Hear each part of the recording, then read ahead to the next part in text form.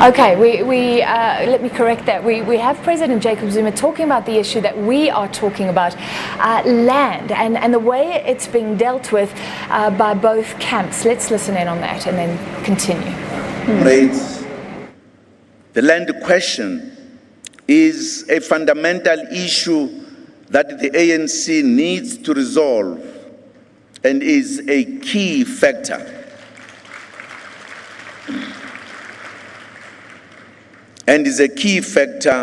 in the transformation program.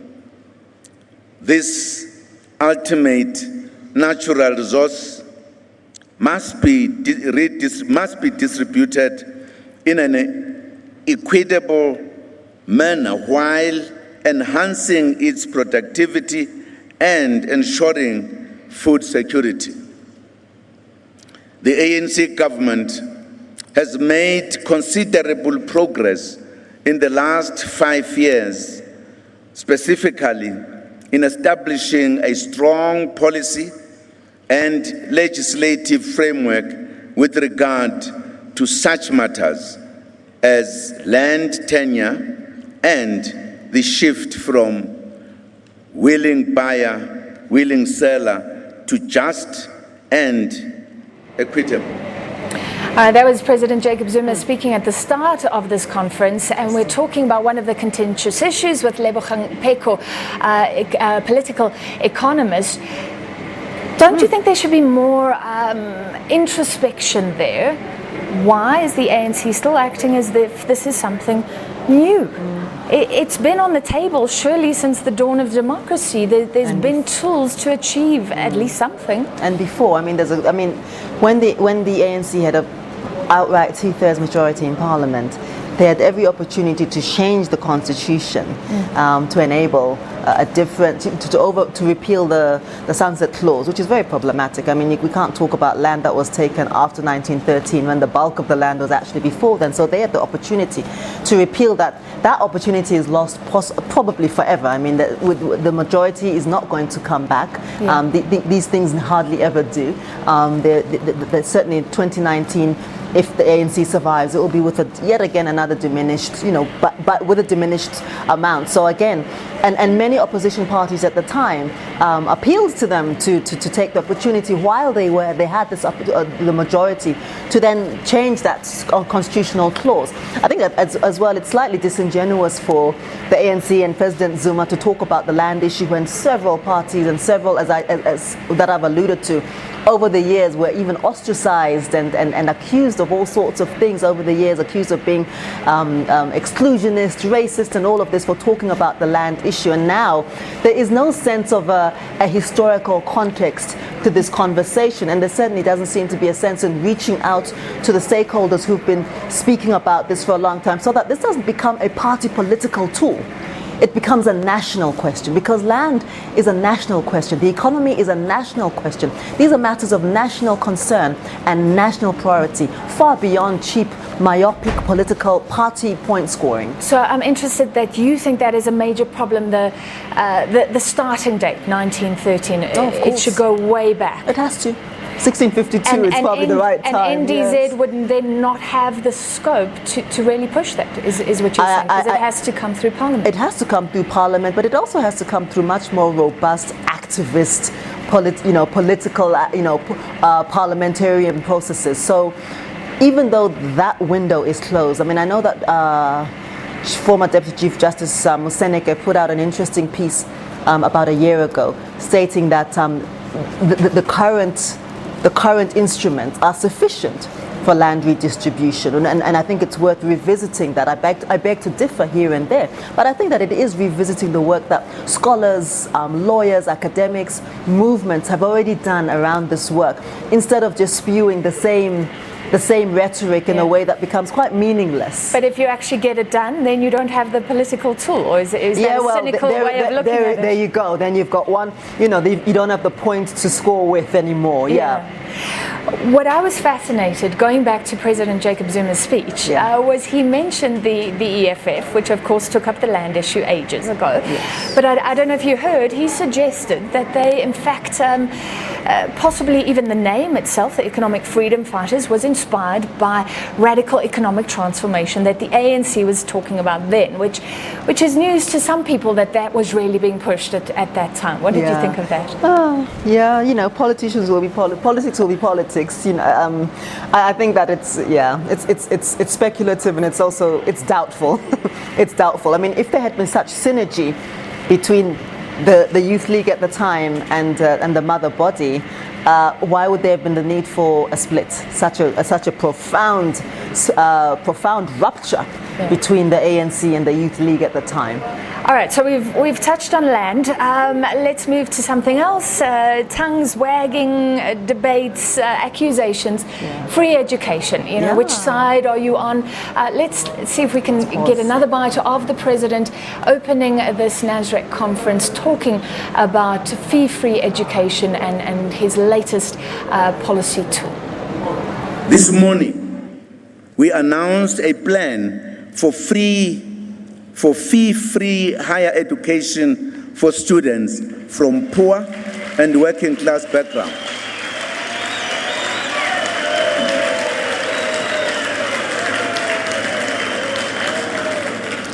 Which will be implemented in a fiscally sustainable manner following the release of her Commission of Inquiry into Higher Education. So, we have released a report this morning.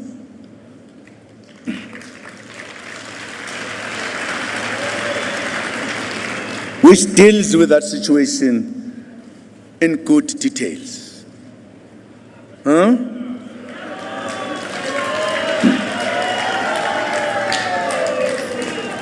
Education is one of the most important tasks of the country.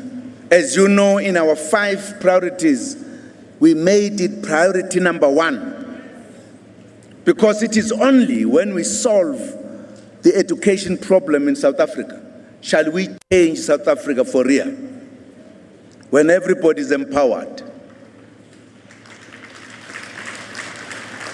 So we have to invest in education. And we have responded, therefore, to the Hare Commission this morning. Partly because this organization, in its conferences, had taken a serious decision which needed implementation. All right, so President Jacob Zuma hoping for more applause there as he made that big announcement at the start of this conference. And a lot of analysis since, many saying that perhaps he jumped the gun. Treasury should have been involved. We're talking already about a huge hole in the budget, and this will add to it. How's it going to be funded? We've heard from university chancellors saying, where does this leave us without all the details? Let's hear one comment and then we'll come back to Lebohang Pheko. But earlier we spoke to Ongama Mtinka. There has been a structural tug of war between the National Treasury as well as the Office of the President in terms of where the locus of power is in making decisions. The Constitution is very clear that the National Treasury is where the ultimate management of the fiscus rests, and the obligation is made on the finance minister to be able to have muscle and be able to control budgeting processes and planning processes. But the president hasn't been okay with that. And I think now making the announcement without following what one may regard as the due process from a public finance planning and budgeting perspective, it's a power game. Yeah. But the question is what the objective of the president is, and there are questions arising as to how whether this is not disingenuous. He's announcing it from back to front without following a consultative process. It seems like even the Minister of Finance was shocked about the decision, but he's playing to a social need out there. The students have raised this, and in fact, this has been the biggest political activism of young people in this country has been around the terrain of higher education funding. So is it a populist move, a power play, or something needed, given the demands of the students and the fact that the ANC at various conferences has spoken about free education? Let's get a comment from Lebohang Pheko. No, I agree with all the comments that were made in the inserts. I think, in terms of due process, in terms of the locus of power, within the ministries and between the ministry and the presidency, this has been a tension. This has been an ongoing tension throughout the Zuma presidency, his incumbency, and it's also given rise to accusations that he acts in a unitary. He can be incredibly unitary and quite autocratic in some of his decisions. And I think this is a poison chalice. There's no other way to frame it, to whoever the incoming incumbent will be. And it also means that across campuses, there will now be the expectation raised by, and the obligation on various vice chancellors across this country to find this money somewhere or other. In principle, I absolutely agree with fees must fall. I absolutely agree that we should have free qualitative education, and that there is money available, but not using the current cost model. If we're going to divert in the current MTEF framework, we'd have to divert from something or other in order for this to be funded. I think it can be funded. I mean, the level of government waste that we see, the wastage, the etc., it's available, but I think that we need to be a bit more targeted and focused and nuanced about how we're going to address free education. What do you think his motives were then, if it's a poison chalice? Some people were saying he's trying to set it up, garner support for Nkosazana Dlamini Zuma. But exactly, for what? I mean, is it just a frivolous legacy statement? I've seen on Twitter one or two people saying, look, he's the only president who ever gave us free education. Well, no, he hasn't. Nothing has been done yet, and I think that coming off the backs of a lot of struggle of young people in this country, some of my nieces and nephews, for example, I think it's very cynical. People who were tear gassed, people were shot with rubber bullets, people wrote their exams in jail cells. To make this announcement now as though it came without pressure, without cost, and without a lot of mobilization from students is really cynical and quite dishonest. I thought it was a cheap way to go. And it still has to be implemented, like you say. It would look really bad if the money can't be found, if this can't be done according to the timeframes, or presumably ministers now have to make it happen. Well, I mean, I'm not. If I understood correctly, it's within the next 5 years, which hopefully gives adequate time. I hope I understood it correctly, because if it's from January, that's really not feasible at all. I mean, it's not feasible because then there is a time frame. But so I mean, within the next 5 years. But my concern with the whole free education, free education, as he mouthily puts it, for university, is that it doesn't deal as well with the foundational level stages of education.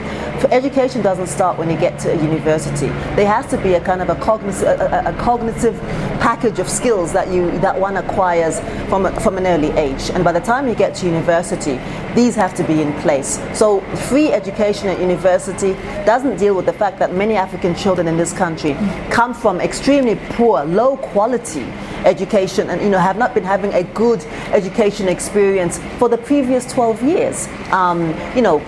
Poor resources, difficult learning conditions, a difficult, non-conducive learning environment, and one which is really about learning by rote rather than interrogating the curriculum, analyzing, questioning, rigorously debating. These are the things that you need to have a qualitative experience at university, and our education system does most of our children, such a disservice. So throwing money at universities is not the only form of remediation. This has to start when we're 5 years old, so that by the time we get to university, some of these skills are a given.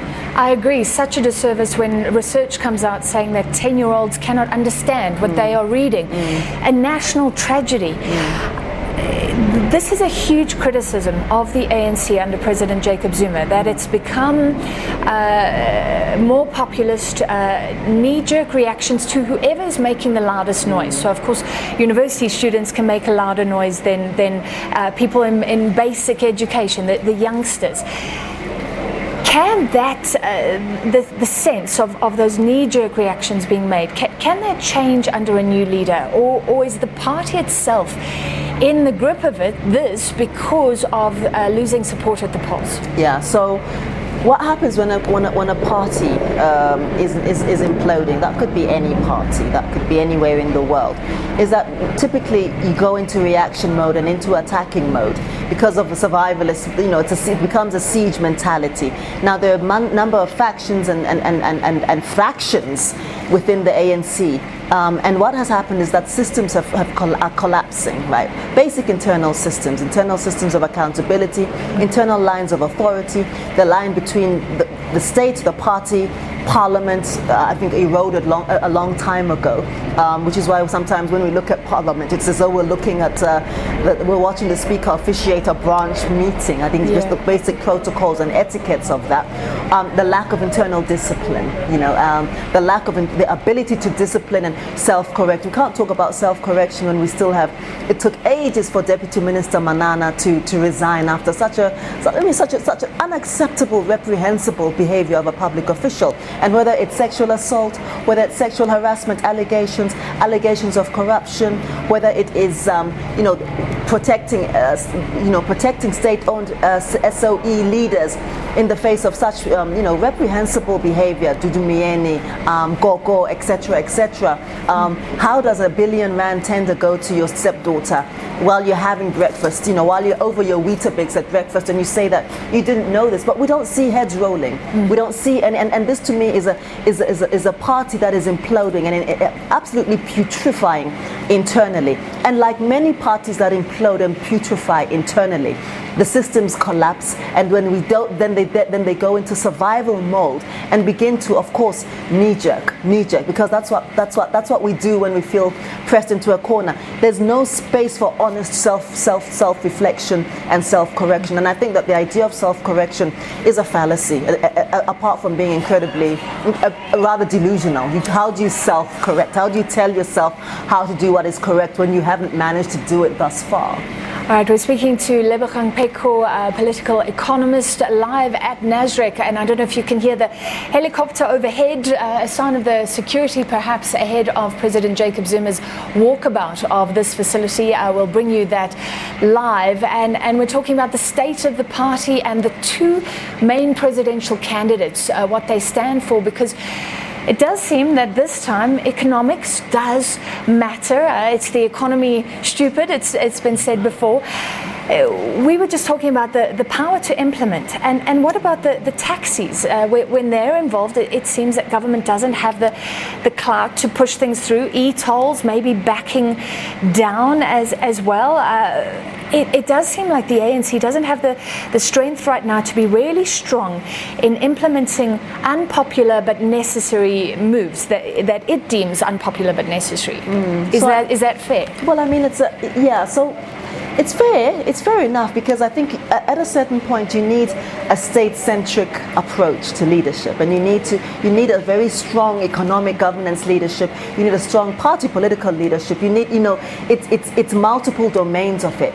Where it has been, I think the ANC have been found wanting, severely wanting, is that there's been a tendency to be decisive, strong, and even abrasive about the things that are important to the party at that particular moment, like pushing things through no matter what. Yeah. There's also been a cognitive dissonance between sometimes presidential power and party and what seems to be the opinion of either the rest of the party, the rest of the NEC, or even the ministries involved. So that's been really difficult to navigate, especially over the last couple of years. Some of the reshuffles, which are deeply unpopular, that were pushed through anyway, and at any cost to the markets again as well. And I think the other thing is that there hasn't really been the will to deal with structural issues. Sometimes it's a case of, well, we found it this way, so why is it still this way? At a particular point, we will need to move away from the legacy of apartheid colonialism after 23 years. I mean, I grew up in different African countries, but I know that after 23 years of living in Zambia or in Kenya or other places, or even in Swaziland or wherever, you would not hear the head of state there still talking about we need to get over colonialism. Not because that's not an important moment, and not because our history is not still with us, but because at a certain point there are things that a state, a party in governance must do to correct, must do to implement, and must do to chart its own way forward. I love that you've brought this up, because I've spoken to officials from East Africa, Rwanda, the shining light, and when they speak, they talk about opening borders, about what they're doing to integrate their economies, to increase trade, and it all seems to be forward-looking. We as South Africa seem to be stuck, and maybe it's affecting us in a myriad of ways, that we're looking back, or we're not happy with the resolution for what's happened in the past. Certainly. I mean, I think that the CODESA remains a very uncomfortable and in many respects unhappy compromise, and we're seeing the residual result of unresolved issues, land, the economy, etc. That certainly, the gross and glaring inequalities that absolutely replicate pre-1994 race, class, gender, spatial dynamics. However, it would be good to. We've become such a bad news country. I mean, there are things that could and should be happening that we could be talking about. There's a SADC skills development, skills sharing protocol, which very few people have spoken about. And we talk about skill, brain drain, brain gain, etc., how we can leverage off the skills gap that we're talking about here. How do we then leverage that skills gap amongst and within other SADC countries? If others have the skills that we don't have, how do we leverage, and vice versa? We could be having good news conversations. We could be having good news conversations about the single currency, which we've been waiting for in SADC for many, many years. It's actually supposed to be ratified in 2018. Of course, we are light years away from that at the moment. It's not going to happen. And that would be, to formalize and to consolidate the customs union, for example, to make the cost of trade and the taxes and the tariff barriers between and within SADC countries much, minimized, and also to increase the volume of trade between SADC countries. Right now, it's pretty much one-way traffic outwards from South Africa, and yet we could find ways to build aggregated economies within SADC so that we also benefit from some of their skills and services. All right, I want to stay with this. Just on your screens there, President Jacob Zuma in jolly mode, despite the lack of sleep that a whole lot of officials would have had. He's speaking to the CEO of Telkom, which is interesting. This is part of the walkabout of Nasrec. We've just got those visuals, and we'll keep tracking where he is. We're also, of course, coming to you live from Nasrec, south of Johannesburg, and we're biding the time, waiting for the results. The voting happened starting after midnight, taking several hours. So some of those delegates just exhausted, but they stayed up all night to put their votes in, and we are waiting for the results and to hear who will take the party forward, who will lead the ANC for the next couple of years, 5 to 10, who will be the ANC's top 6. What we're talking about is the state of the party and the economics of the two candidates. We were looking at land. We were looking at this malaise where South Africa seems to be backward looking, other African countries moving forward. And I'd love to know how you think we deal with that. Is it because we didn't have a wealth tax? We didn't punish enough for apartheid way back when? Is there something that these two presidential candidates, whoever comes in, can actually do to stop the anger, the resentment, the rhetoric around white monopoly capital, where we get this country going in terms of we're all building the economy? You raise a really important point, Francis, around kind of the lack of resolution, and it's I think the past is with us, and we live with it. So I mean, I think some statistics show that I think pre-1994 versus post-1994. The African majority are 12% worse off than they were, and the white minority are 90% better off than they, despite the rhetoric of that being a pale male is not viable in this country. It's really not true. So I think that lack of resolution does need to be dealt with, and I think there are ways that we can look to other experiences and other contexts for how this can happen. I mean, countries like Ecuador, Chile, etc., have offered different kinds of restitution and reparation as well. With education being a part of a reparation, by the way, they've also done stuff around. How does that work? That's interesting. Yeah, so I mean that, if you can provide evidence that in some way as a company you're helping. Yes, you and also as individual communities, as individual families, etc. It's complex, but and it's imperfect, like many things. It's imperfect, but access to free education being seen as a reparation, for that kind for the suffering, under the Pinochet regime, to be specific.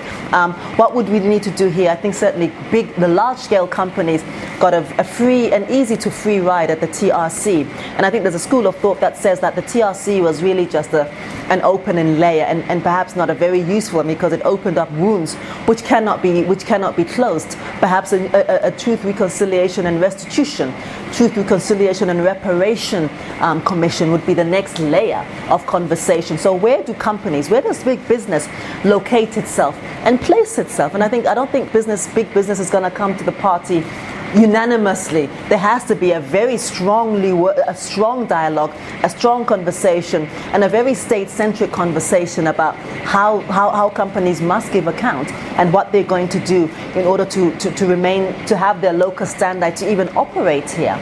What's happening here? So this is interesting because we're talking about business and the relationship between government and the ANC and business here. President Jacob Zuma speaking to some of those pale males. Earlier we saw him speak to Sipho Maseko, the CEO of Telkom, and this is his walkabout. We're about to wrap up our coverage for a while from Nasrec. So in finality, let's talk about what President Jacob Zuma spoke about in terms of mining transformation, because that has been a huge issue of tension between the mining industry and government, and he seemed to back the mining minister's move, which many people thought was, again, maybe knee-jerk, maybe not thought through, to change those transformation targets and say conform in the next year or so at huge cost, even though you're planning for the next 5-10 years. Do you think it was fair enough? After Marikana, possibly fair enough. Possibly fair enough. I mean, I think there's a certain point, as I say, I think there's a certain point when the timing might be cynical, the motive may be coming from may not be coming from an entirely credible, ethical place, but I think that the principle is quite important. But I certainly think that the implementation should be well thought out, the cost should be well thought out, and the impact should be well thought out. This shouldn't cost people's livelihoods, this shouldn't cost people's jobs, this shouldn't cost the people who need this the most. It shouldn't cost them their morale and the goodwill that may arise from this. But at a particular point, I mean, 23 years, how long is it going to take? And of course, a lot of these mining companies have been here there's been mining in this country for over 100 years. Yeah. At some point, it has to reflect a more humane, people-centered and developmental approach. And I think there is this point at which we must begin to say, do things properly, do things ethically, respect people, respect labor rights, respect our environment, or go. All right, so again, it's about the timing, about implementation, although so many economic reforms needed. This is what the new presidential candidates will be judged on, as President Jacob Zuma has been.